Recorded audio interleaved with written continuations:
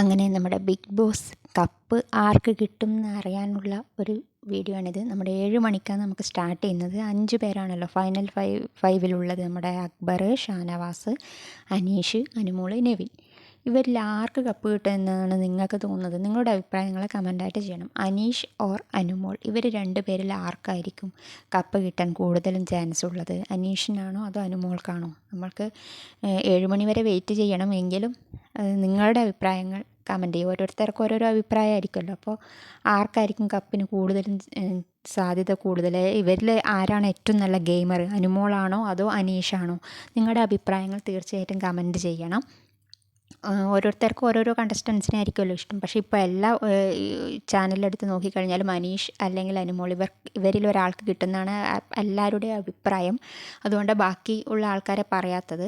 അപ്പോൾ ഇവരിൽ ആർക്കായിരിക്കുമെന്നാണ് നിങ്ങൾക്ക് തോന്നുന്നത്? തീർച്ചയായിട്ടും നിങ്ങളുടെ അഭിപ്രായങ്ങൾ കമൻ്റായിട്ട് രേഖപ്പെടുത്തണം.